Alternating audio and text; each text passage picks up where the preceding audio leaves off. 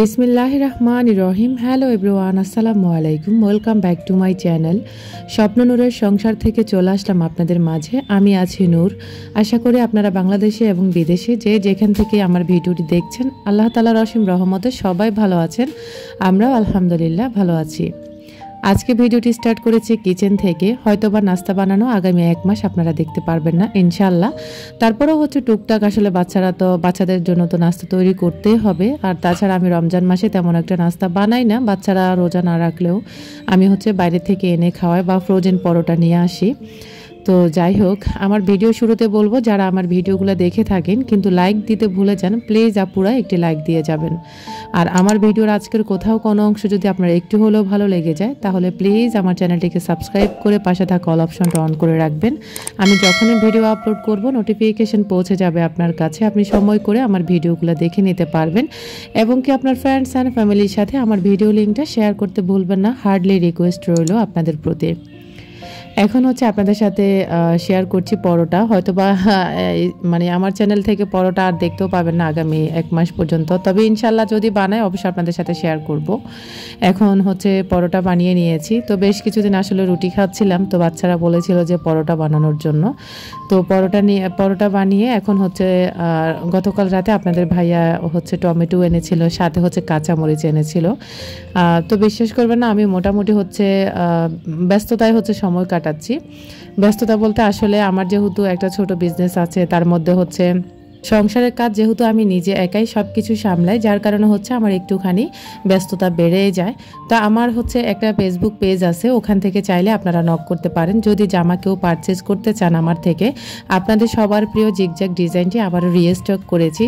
চাইলে আপনারা আমাকে হচ্ছে আমার স্ক্রিনে দেওয়া নম্বরে, বা আমার নম্বর তো চ্যানেলে দেওয়াই আছে, কমিউনিটি পোস্টে অনেকবার করা আছে, তাছাড়া আমার ভিডিওতেও বলা আছে, এবং কি আমি জামার জন্য আলাদা ভিডিও করে সেখানেও হচ্ছে আমার নম্বর শেয়ার করে থাকি, যেখানে কিনা আমার ইমো হোয়াটসঅ্যাপ আছে। সাথে আপনারা যদি চান পেজ থেকে হচ্ছে নক করে আমাকে হচ্ছে নক দিতে পারেন। ওখান থেকে হচ্ছে চাইলে আপনারা জামার সম্পর্কে সব কিছু জানতে পারবেন, প্লাস হচ্ছে আমি মানে বিস্তারিত জানতে পারবেন আর কি। ওখান থেকেও নক করে আমার সাথে মানে কথা বলে তারপর হচ্ছে অর্ডারটি ডান করতে পারেন, বা ইমো হোয়াটসঅ্যাপে যার যেখান থেকে সুবিধা হয়, বা সরাসরি কল করেও হচ্ছে অর্ডারটি ডান করতে পারেন।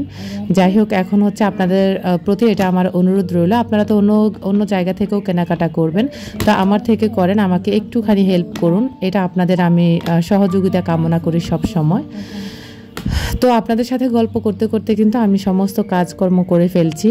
তো আসলে ব্যস্ততায় দিন পার করছি, তার মধ্যেও হচ্ছে আপনাদের জন্য সংসারের কাজগুলো যেভাবে গুছিয়ে করে থাকি একদম সকাল থেকে, সেগুলাই আপনাদের সাথে তুলে ধরেছি স্টেপ বাই স্টেপ। কিন্তু কোনো ধরনের আমার বলা যায় কোনো রেস্ট নেই, আমার একটার পর একটা কাজ করে যেতে হয়। হয়তোবা অনেকে ভাবতে পারেন আমার এই ছোট সংসারে কি কাজ। ছোট সংসারে আমি বলবো আরও বেশি কাজ, কারণ এখানে আমি একাই থাকি।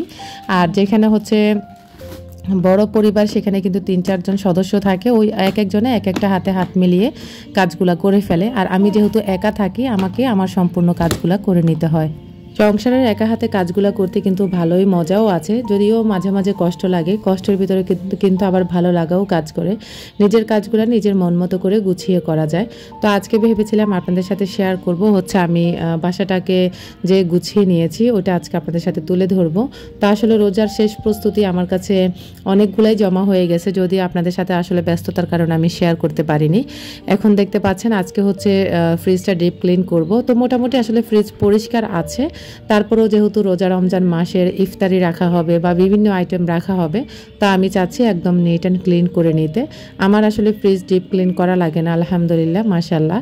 তো আমার প্রতিনিয়তই হচ্ছে আমি প্রতি সপ্তাহে অন্তত 1 বার করে হলো বা 2 বার হলেও আমি হচ্ছে ফ্রিজটাকে হালকা পাতলা করে মুছে ফেলি ভিতরের অংশ, যার কারণে আমার ফ্রিজ ডিপ ক্লিন করতে হয় না। তো যেহেতু রমজান মাস আসছে, রমজান মাস উপলক্ষে হচ্ছে আমি ফ্রিজটাকে ক্লিন করে নিচ্ছি। তো ইনশাল্লাহ সব কিছু আস্তে আস্তে হচ্ছে আমি পরিষ্কার করে নিব, সাথে আপনাদের সাথেও শেয়ার করব। তো দিন তো আছে মাত্র আর আগামীকাল, তো আগামীকালকে ইনশাল্লাহ আমি আমার বাসার ভিডিওগুলো শেয়ার করে থাকবো। এখনও কিন্তু আমি ভিডিও মেক করতে পারিনি, এত বেশি ব্যস্ততা। আর সারাটা বিকেল কিন্তু আমি শুয়েছিলাম। এখন হচ্ছে নামাজটা আদায় করে তারপরে হচ্ছে মাগরিবের আগে দিয়ে আমি হচ্ছে ভয়েস ওভার করছি, কারণ আমি আজকে হচ্ছে ভাত খাওয়ার পর শরীরটা এত বেশি ছেড়ে দিয়েছিল, মানে আমার শোয়া থেকে উঠতে মন চাচ্ছিল না, সাথে হচ্ছে ঘুমও চলে আসছে। তো খুব তাড়াহুড়া করে হচ্ছে আমি চলে আসছে মানে উঠে গেছি। তো এদিক দিয়ে হচ্ছে আরেকটা টেনশন টেনশন ছিল, সেখানে হচ্ছে 2টা ডেলিভারি করেছিলাম, 2টা পার্সেল। তো ওই পার্সেলগুলো আসলে আজকে প্রায় 3 দিন শেষ হয়ে গেছে। এখনও কিন্তু এক আপু হাতে পেয়েছে কিছুক্ষণ আগে, আরেক আপু এখনও হাতে পায়নি। তো ওই আপুর পার্সেলটা নিয়ে আমি খুব টেনশানে আছি। আসলে কেন যে এত লেট করতেছে, এই পার্সেলগুলোর মতো আমার আর কখনো এত লেট হয়নি। এই হোক, অনলাইনে বিজনেস করলেও অনেক বেশি প্যারা মনে হয়। তো এখন আপনাদের সাথে একটা টিপস শেয়ার করি। এই যে ফ্রিজে দেখতে পাচ্ছেন, যেখান থেকে হচ্ছে আমাদের পানিগুলো, মানে ফ্রিজে যে পানিগুলো হয় ওগুলো হচ্ছে ড্রেনে চলে যায়, এই জায়গা থেকে সম্ভবত পানিগুলো বের হয়ে যায়। তো বের হতে হতে একটা সময় এই জায়গাটা অনেক বেশি দাগ পড়ে যায়, একদম দেখতে পাচ্ছেন স্পষ্ট হচ্ছে দাগটা বোঝা যায়।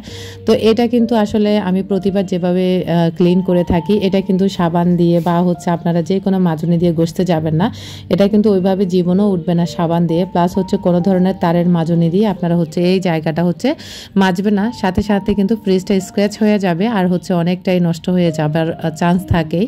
তা আমি সবসময় কী করি, এই জায়গাটাকে হচ্ছে যে পেস্ট আছে না, ওই যে আমরা দাঁত ব্রাশ করি, ওই পেস্টগুলো এভাবে হচ্ছে লাগিয়ে রেখে দিই। তো ওগুলা হচ্ছে আমি লাগিয়ে এদিক দিয়ে হচ্ছে ফ্রিজটাকে পুরো বাইরের যে সাইডটা আছে ওইটাকে হচ্ছে ভালো করে হচ্ছে ভিম লিকুইড দিয়ে আমি মেজে নেব। একদম সফট একটা মাজনি নেওয়ার চেষ্টা করবেন। তা আমি কিন্তু সফট মাজনি দিয়ে হচ্ছে সবসময় থালাবাটি ঘষে মেজে থাকি আর কি। তো ওই যে এখানে 4-5 মিনিটের মতো ছিল। তো এই 4-5 মিনিটে কিন্তু এই যে দেখতে পাচ্ছেন 4-5 মিনিট পরে এসে আমি মাজনিটা দিয়ে হালকা করে হচ্ছে ঘষে নিচ্ছি, আর খুব সুন্দরভাবে উঠেও যায়। এটা আপনাদের যাদের ফ্রিজে এরকম হয়ে থাকে তারা চাইলে আমার এই টিপসটি ফলো করতে পারেন।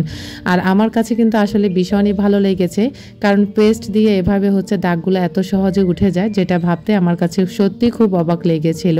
তো যাই হোক, এটা কিন্তু আমি কারো থেকে শিখিনি, এটা আমি নিজেই করেছিলাম। আজকে থেকে প্রায় 1-1.5 বছর আগে এরকম আমার ফ্রিজ ধুইতে গেছি, তারপর হচ্ছে দেখলাম এখানে একটা দাগ পড়ে আছে। এরপর হচ্ছে আমি পেস্ট দিয়ে এভাবে হচ্ছে ক্লিন করার পর থেকে আমি এভাবে হচ্ছে এই জায়গাটাকে ক্লিন করে ফেলি। আর ফাইনালি হচ্ছে আমার পুরো ফ্রিজটা ক্লিন হয়ে গেছে। আর উপরেরটা তো আসলে আমার ক্লিন করা লাগবে না, যেহেতু আমি বক্সে সমস্ত মাছ মাংস বলেন যে কোনো জিনিস আমি ফ্রিজে হচ্ছে বক্স ভরে রাখি। আর এই যে দেখতে পাচ্ছেন, এই যে ফ্রিজটার এই জায়গাটা এত বেশি একদম নিট অ্যান্ড ক্লিন হয়ে গেছে, একদম সাদা চকচকে ঝকঝক করতেছে। তো ফ্রিজে আসলে ডিপ ফ্রিজে যদি বক্স ভরে ভরে জিনিসপত্র রাখা হয় তাহলে কিন্তু ফ্রিজ কখনোই হচ্ছে আমার মনে হয় না 6 মাসে 1 বছর হাত দেওয়া লাগে, আর প্লাস হচ্ছে আবার আইসও জমে না।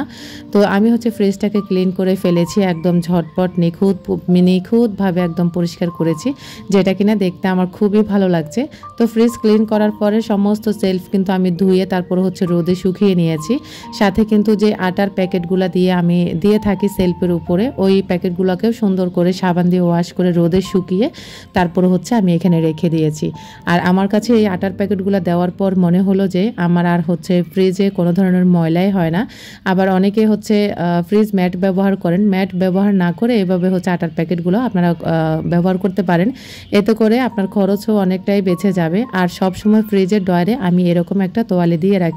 তো তোয়ালেটাও কিন্তু আমি সুন্দর করে পরিষ্কার করে ধুয়ে তারপরে হচ্ছে রোদে শুকিয়ে আমি হচ্ছে ড্রয়ারে এভাবে বিছিয়ে রাখি। আর এভাবে বিছিয়ে রাখলে কোনো ধরনের সবজি আপনার নষ্ট হবে না।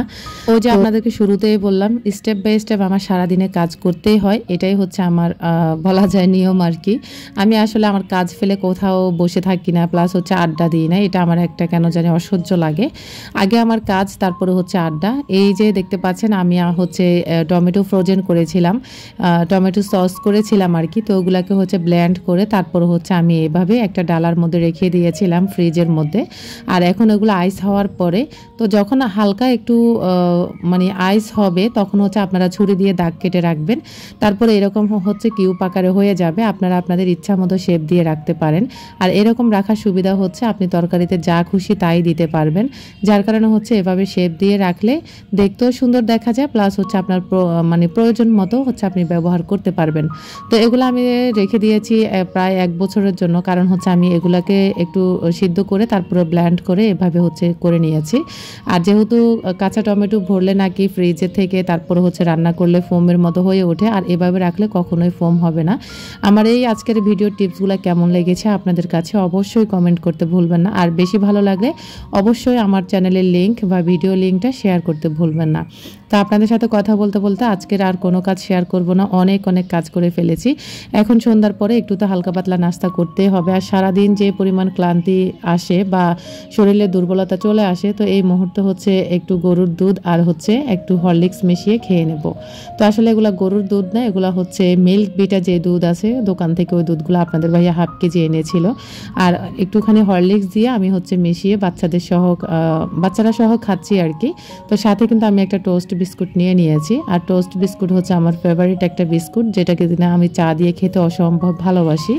এদিক দিয়ে হচ্ছে আরাফকেও সাথে লেখাতে বসেছি। আসলে সন্ধ্যার পরে আর ভালো লাগে না, তখন যেভাবে পারি ওইভাবে হচ্ছে বসে থাকি বা শুয়ে থাকি, এতটাই কাহিল হয়ে পড়ি বা ক্লান্ত হয়ে পড়ি। তো এদিক দিয়ে হচ্ছে আরাফে পড়াশোনা করছে আর আমি হচ্ছে আমার অন্য কাজগুলো করব, সাথে ওকে নিয়ে কিছুক্ষণ বসেছি। আজকের মতো এখানেই বিদায় নিচ্ছি। আল্লাহ হাফেজ।